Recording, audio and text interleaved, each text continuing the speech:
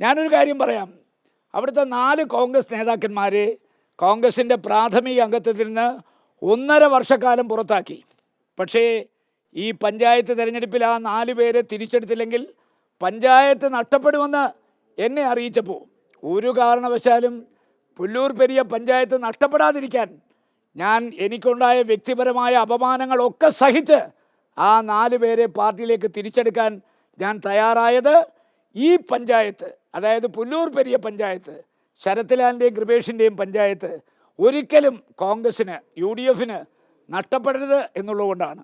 ഇന്ന് പഞ്ചായത്ത് പ്രസിഡന്റ് തെരഞ്ഞെടുപ്പിൽ party whip മാനിച്ചുകൊണ്ട് 4 അംഗങ്ങൾ അവിടെ വോട്ട് രേഖപ്പെടുത്താൻ ചെന്നു.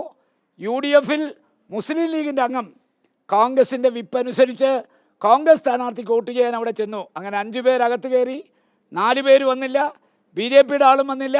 സ്വാഭാവികമായി ഇന്ന് വോട്ടെടുപ്പ് നടന്നാൽ ഇടതുപക്ഷ മുന്നണി ജയിക്കും എന്നുള്ളത് കൊണ്ട് ഈ 5 പേർ, അതായത് മുസ്ലിം ലീഗിൻ്റെ ഒരു മെമ്പറും കോൺഗ്രസിൻ്റെ 4 മെമ്പറും ഹാളിൽ കയറാതെ അവരും വിട്ടുനിന്നു. അവർ വിട്ടുനിന്നില്ല. അവരകത്ത് കയറിയിരുന്നെങ്കിൽ ഇന്ന് തെരഞ്ഞെടുപ്പ് നടക്കും.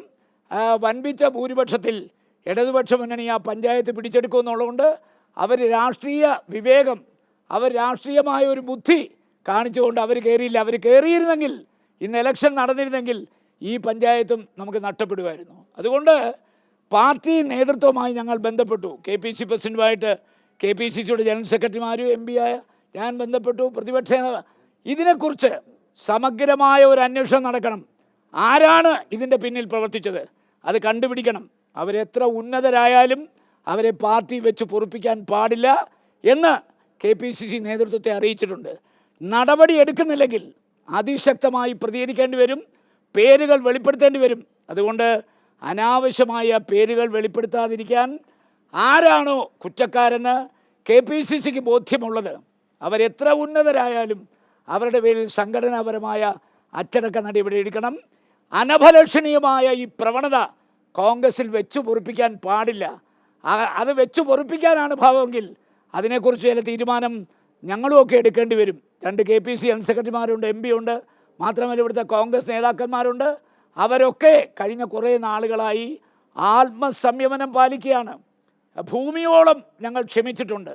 അതുകൊണ്ട് ഇനിയും ഞങ്ങളുടെ ക്ഷമയുടെ നെല്ലിപ്പലക അളക്കാൻ ആരും വരരുത്.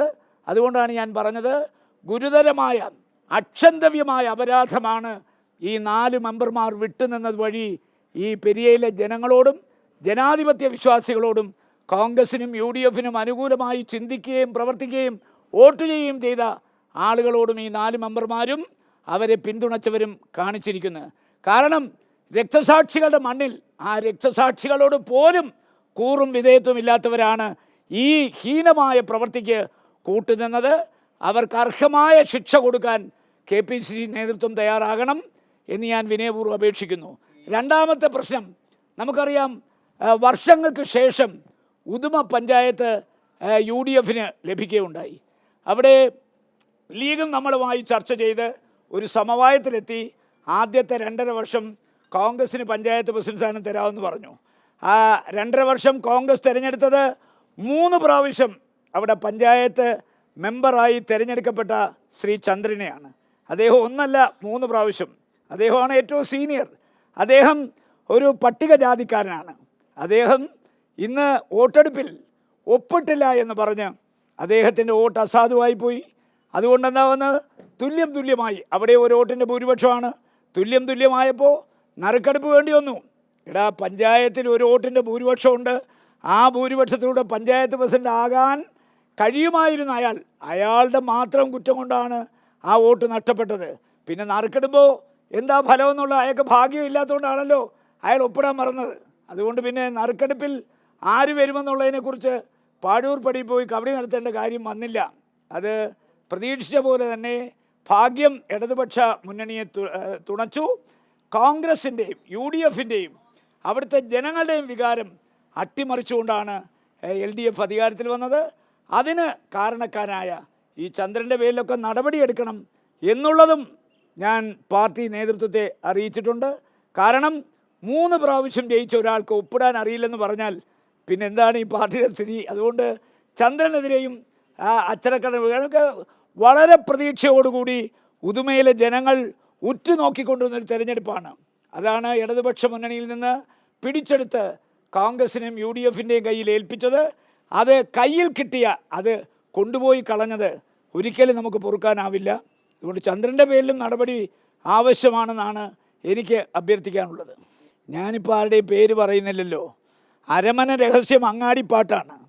അപ്പം നിങ്ങൾ പെരിയെ ചെന്ന് ചോദിച്ചാൽ ആരാണ് ഇതിൻ്റെ പിന്നിൽ പ്രവർത്തിച്ചതെന്ന് അവിടെ അങ്ങാടിപ്പാട്ടാണ്.